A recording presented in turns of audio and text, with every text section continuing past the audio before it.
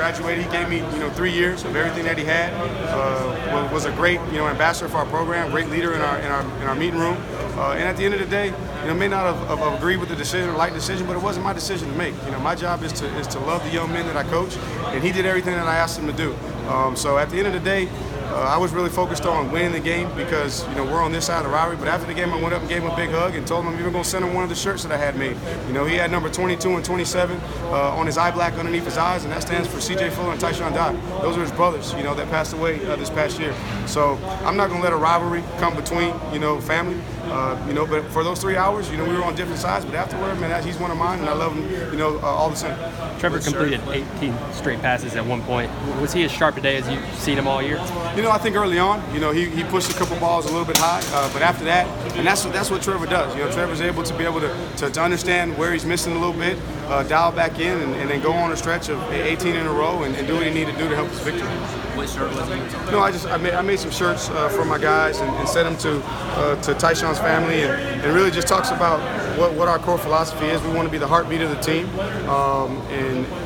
and everything comes through us in the running back room. And so I put their pictures on the back just to be a reminder that at the end of the day, it's not about stats, it's not about an individual, it's about the unit. And those guys, they gave blood, sweat, and tears to our program, and they deserve to be remembered. Do you know? I'm sure you've seen some, but anything about Virginia? Just your thoughts on getting ready to? I know that they play hard. I watched a little bit of the Virginia Tech game while I could. But they do some exotic things, on defense, a little bit of packages that we may not have seen exactly. But I know they're going to play hard. They're going to play with passion. They're a confident football team.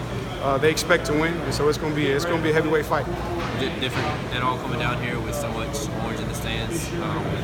I'm up in the box. So I'm kind of removed from that aspect of the game. But it was good to look out there for pregame and say, hey. Biggest thing was we were hoping that we were going to have a big crowd, so we may not have to be on a silent count, and we can work our verbal snap count. That always helps. Did y'all do that? We did later in the game. Early on, they were loud down there, especially in the student section. We had to be on silent count. But later in the game, once it got a little bit quieter, we were able to use our verbal snap count. I know Spector got in the game. I think it was his third game. Have you guys been kind of strategically saving those games towards the end? With a lot of those guys, down the stretch, just every week, just meeting and understanding who has games available. Because at the end of the day, you want to do what's best for the team first, but then also what's best for a young man. Spector's in a situation where we've been kind of saving him to this part of the season in case we need it. Did you expect him to sell out and stop the run? Oh, I did. One of the comments that Coach Muschamp made is they haven't been able to stop the run over the last couple of years. And if you watch them throughout the course of the season, the strength is that front four. And you watch them all year, they've been able to stop the run. They've been able to get pressure on the quarterback with just 4. Haven't had to blitz a lot. So I knew they were going to try and stop the run and see could we. And their corners, their corners are playing at a high level. Probably 2 of the best corners that we play all year. Israel into the boundary. And he's taller than T, and he's taller than Justin Ross. Big corner. And this was the first time I've actually walked up on J.C. Horn, and he's a 6'1" guy with a football pedigree. So we felt like they were going to try and stop the run and see if we could, win one-on-one battles with press coverage.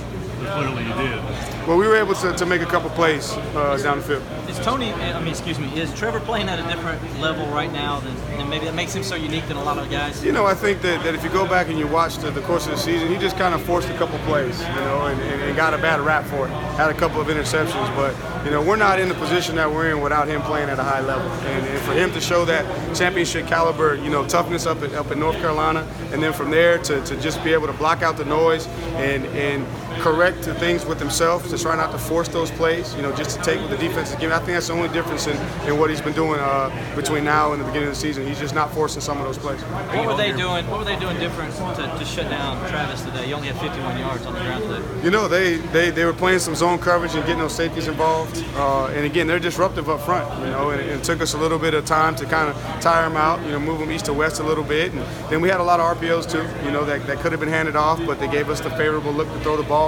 So that was kind of that cat and mouse game early, and then we felt like we were going to be able to get some big plays down the field once they backed up, and played us in some soft coverage in the passing game. And so the plan was, once we saw that, is hey, let's throw the ball to kind of soften up the run, and then later in the second half you saw he was able to find some running lanes. You think you're going to see a little bit more of that going down the road here in the future? I think these teams will be different.